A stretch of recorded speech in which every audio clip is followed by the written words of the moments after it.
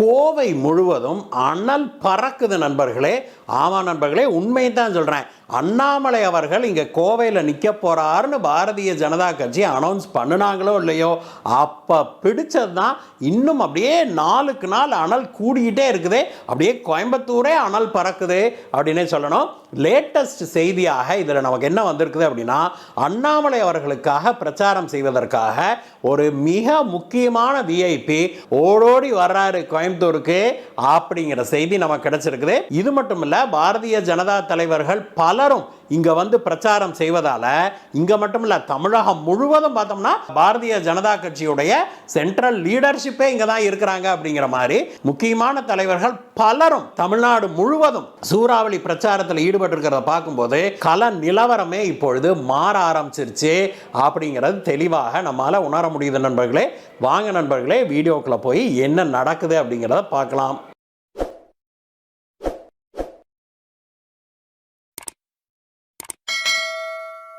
கடந்த 50-60 ஆண்டுகளாக இல்லாத அளவுக்கு கோவை இந்த முறை பாராளுமன்ற தேர்தலில் மிக முக்கியமான இடத்தை பிடிச்சிருக்கிற நண்பர்களே. அதற்கு காரணம் என்ன அப்படின்னா, திரு அண்ணாமலை அவர்கள் தான். திரு அண்ணாமலை அவர்கள் கோயம்புத்தூரில் நிற்கிறாரு அப்படின்னு அனௌன்ஸ் பண்ண உடனேயே அது நேஷனல் ஹெட்லைன்ஸ் ஆயிடுச்சு அப்படின்னே சொல்லணும். இந்தியா முழுவதும் இருக்கிற ஊடகங்கள், அது தமிழ் ஊடகங்கள் மட்டுமல்ல, ஆங்கில ஊடகங்கள் மட்டுமல்ல, பிற மொழி ஊடகங்கள், ஏன் ஹிந்தி டெலிவிஷன் சேனல் எல்லாமே கூட இப்பொழுது கோயம்புத்தூரில் தான் முகாமிட்டு இருக்கிறாங்க. கோவை முழுவதும் நடக்கிற சம்பவங்கள் ஒவ்வொன்றையும் புட்டு வைக்கிறாங்க ஒவ்வொரு சேனல்லையும். அதுலேயும் குறிப்பாக எப்படி கோவை அப்படிங்கிறது ஒரு அதிமுகவுடைய ஒரு கோட்டை அப்படின்னு இருந்ததை எப்படி திமுக அவ்வப்போது எடுத்துக்கிச்சு அப்படிங்கிற சுவாரஸ்யமான தகவல்லாம் எழுதுறாங்க. அதோடு இல்லாமல் திமுகவுக்கு கொங்கு நாட்டில் ஓட்டு உழுகாது அப்படிங்கிறதுனாலேயே கோவை தொகுதியை பெரும்பாலும் கம்யூனிஸ்டுக்கு தான் விட்டு கொடுத்துருக்குது திமுக கட்சி அப்படிங்கிற தகவலும் வெளிவந்தது.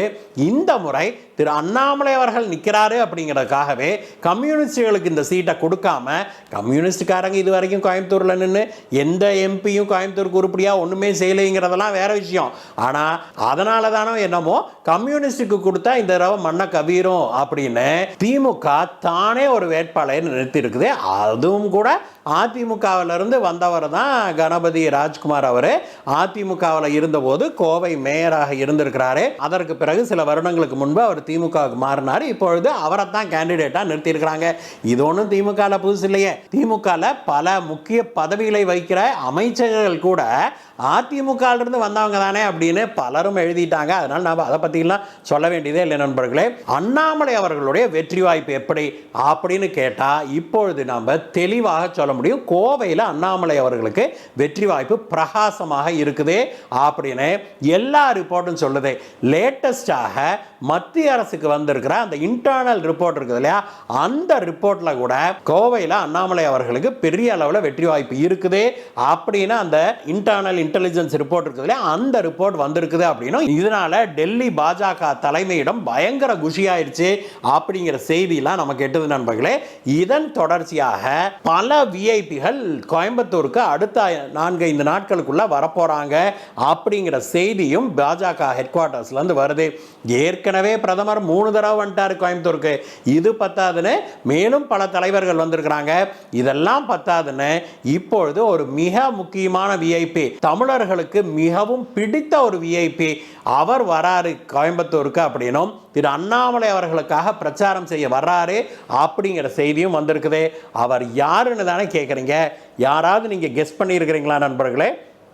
நிறைய பேர் கெஸ் பண்ணியிருப்பீங்கன்னு நினைக்கிறேன். நீங்கள் கெஸ் பண்ணியிருந்தீங்க அப்படின்னா கமெண்ட்ஸில் எழுதுறங்க. இப்போ நம்ம வந்து யார் அவரு அப்படின்னு பார்ப்போம். அந்த விஐபி யார் அப்படின்னா நம்முடைய நிதியமைச்சர் திருமதி நிர்மலா சீதாராமன் அவர்கள் தான். திருமதி நிர்மலா சீதாராமன் அவர்கள் கோவை வரார் நண்பர்களே. கோவையில் திரு அண்ணாமலை அவர்களுக்காக பிரச்சாரம் மேற்கொள்ள வர்றாரு. இதற்காக 2 நாட்கள் பிரச்சாரத்துக்கு திருமதி நிர்மலா சீதாராமன் அவர்கள் தமிழகம் வராரு. மொத்தம் 6 தொகுதிகளில் அவர் பிரச்சாரம் செய்ய போறார் நண்பர்களே. இன்றைக்கு அதாவது வெள்ளிக்கிழமை காலையில் கிருஷ்ணகிரிக்கு வர்றாங்க திருமதி நிர்மலா சீதாராமன் அவர்கள். அங்க வந்து பாஜக வேட்பாளர் நரசிம்மனுக்கும் சிதம்பரம் தொகுதி வேட்பாளர் கார்த்திகாயினிக்கும் ஆதரவு திரட்டுறாங்க. அதற்கு பிறகு தஞ்சையில் பாரதிய ஜனதா கட்சி ரோட் ஷோ ஒன்று நடத்துறாங்க. அந்த ரோட் ஷோவில் பங்கேற்று பங்கேற்கிறதோட இல்லாம அந்த தொகுதியுடைய பாரதிய ஜனதா கட்சி வேட்பாளரான திரு முருகானந்தம் அவர்களுக்கு வாக்கு சேகரிப்பிலையும் ஈடுபடுறாங்க. நாளை அதாவது 13ஆம் தேதி நீலகிரியில திரு எல் முருகன் அவர்களுக்காக பிரச்சாரம் செய்யறாங்க நம்முடைய மத்திய அமைச்சரான திருமதி நிர்மலா சீதாராமன் அவர்கள். அதற்கு பிறகுதான் ஹைலைட்டே நண்பர்களே, நாளைக்கு அங்க நீலகிரி பிரச்சாரத்தை முடித்த கையோடு நேராக கோவை வர்றாரு. கோவை வந்து திருமதி நிர்மலா சீதாராமன் அவர்கள் ஒரு மிகப்பெரிய ரோட் ஷோல கலந்துக்க போறாங்க. அதுல கிட்டத்தட்ட 10,000க்கும் மேற்பட்ட பெண்கள் அதுல கலந்துக்குவாங்க அப்படின்னு எதிர்பார்க்கப்படுது. அந்த மிகப்பெரிய ரோட் ஷோல நம்முடைய மத்திய அமைச்சர், தமிழகத்துக்கே பெருமை தேடி தருகிற தமிழச்சியான திருமதி நிர்மலா சீதாராமன் அவர்கள் பிரச்சாரத்தில் ஈடுபடுறாங்க. திரு அண்ணாமலை அவர்களுக்கு ஆதரவாக அவருக்கு ஓட்டு சேகரிப்பதற்காக ரோட் ஷோல கலந்துக்கிட்டு பிரச்சாரத்தில் மேற்கொள்றாங்க நண்பர்களே. இந்த பிரச்சாரம் கண்டிப்பாக எல்லா சேனல்லையும் லைவா ஓடும். யாரும் இதை மிஸ் பண்ணிடாதீங்க. நாமும் அங்கே தான் இருப்போம். அங்கே வருகிற மக்களை நம்ம கண்டிப்பாக பேட்டி எடுத்து உங்களுக்காக போடுறோம் நண்பர்களே. அந்த ரோட் ஷோவை முடிச்சுக்கிட்டு அதற்கு பிறகு நாளைக்கே வந்து பொள்ளாச்சியிலையும் போய் அங்கேயும் வந்து பிரச்சாரத்தில் ஈடுபடுறாங்க திருமதி நிர்மலா சீதாராமன் அவர்கள். கோயம்புத்தூரை போலவே பொள்ளாச்சியிலையும் பாரதிய ஜனதா கட்சியுடைய வெற்றி வாய்ப்பு பிரகாசமாக இருக்குது அப்படின்னு சொல்றாங்க நண்பர்களே. எது எப்படி இருந்தாலும் நண்பர்களே, திரு அண்ணாமலை அவர்களுக்காக எத்தனையோ விஐபிகள் வர்றாங்க போறாங்க. ஆனா கடைசியாக அவரை ஆதரிக்க வேண்டிய விஐபி யாரு? நீங்களும் நானும் தான். இந்த ஒற்றை விரலால ஒரு புரட்சியை ஏற்படுத்துவோம் அப்படின்னு வேறொரு கட்சி விளம்பரம் செய்கிறாங்க. ஆனால் உண்மையிலேயே இந்த ஒற்றை விரலால புரட்சி செய்ய வேண்டியது நாம் தான். பாரதிய ஜனதா கட்சிக்கும் தாமரைக்கும் வாக்களித்து கோவை முன்னேறுவதற்கு நாம தான் வந்து முதல் படியை எடுத்து வைக்க வேணும் நண்பர்களே. நாம போடுற ஒவ்வொரு ஓட்டும் கோவைக்கு ஒரு கேபினட் மினிஸ்டர் கிடைக்கிறதுக்கு நாம் போடுற ஓட்டு அப்படிங்கிறத மறந்துவிடக்கூடாது. கிட்டத்தட்ட 50 ஆண்டு காலமாக கோவைக்கு மத்தியில் ஒரு அமைச்சரே இல்லை அப்படிங்கிறத உங்களால் நம்ப முடியுதா?